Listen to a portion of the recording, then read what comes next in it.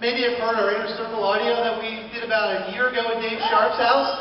Anybody hear our Inner Circle audio? Yeah. Appreciate you If you guys. don't have the Inner Circle, now would be a good time to get the Inner Circle. Yeah. Now, some of you guys know that Melissa and I started here with Empower Network back last year, March of 2012, I think it was. And I kind of told the story just for fun that you weren't really, Melissa was not on board. I did it. I snuck over here to this corner of the house and I just decided I was going to sign up. I had $25. We had filed a personal bankruptcy, and so we didn't have cash. So I basically spent the rent money in order to get started. I kind of made a joke that, you know, there was a reason why you were not on board. It was just you didn't know about it. You didn't, but there was a reason why you really didn't know. Do you want to tell that story tonight? Well, you know, it's one of the biggest gifts that I got out of Miami, and David Sharp was talking yesterday about the storytelling secrets that he shares in the product that is available now. And one of the biggest things I got out of that, and actually Susan said it yesterday, is that we told part of the story, you know, but there were things that we thought, well, you know, that might be too much of a downer, or maybe we shouldn't say that, but you know what I learned in Miami is that it's all your story. You have to own it, all of it.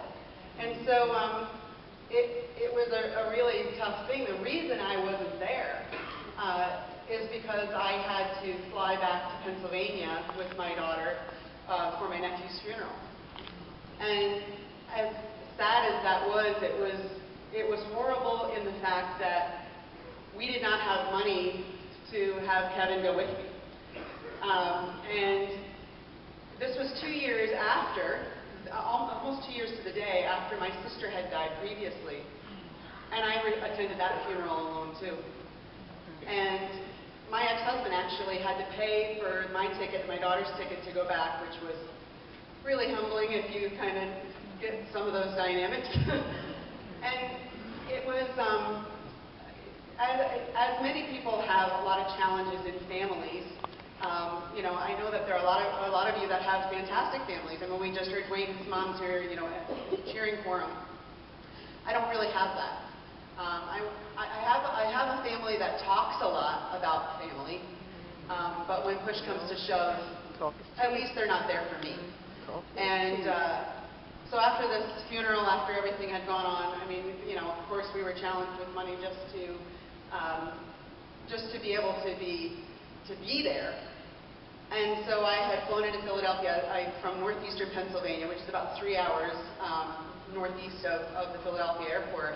And I was able to get a ride to get up there, but it didn't work out for me to get a ride back with my daughter, who was only 18 at the time and had some health problems. And so I was asking the night before we had to leave, I was asking everybody, so can somebody take us?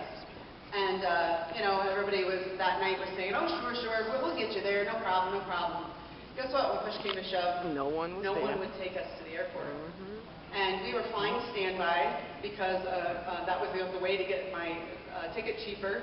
A girlfriend of mine, her husband works for the airlines, and so that was weighted. I mean, it was everything cobbled together to get here. And it was really humbling to look around and hear people who preach family, and that to me that's not what it is. And there's a woman in this audience right now, and I was kind of finally getting the idea, call Mary Ann. And she lived all the way in Allentown, Pennsylvania, and was with her family. She was with her family that day for family celebration. And she and her husband Bob left their family at a moment's notice, packed up a picnic basket full of goodies because she wondered if I had eaten, and my daughter had eaten, and drove up to get us and drove us all the way to the Philadelphia airport. Wow. Woo! Wow. That's family.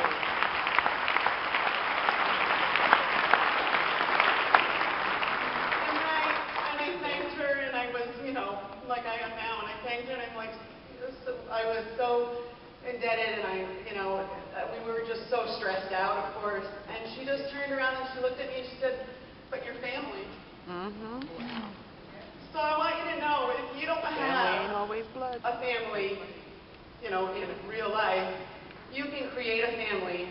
People you meet in this amazing business that we know as network marketing, because I've kind of put together a little family, you know, and it's amazing what can happen when you meet people along the path with common goals. And you know, a thing that you might have noticed in a lot of the stories that you've heard.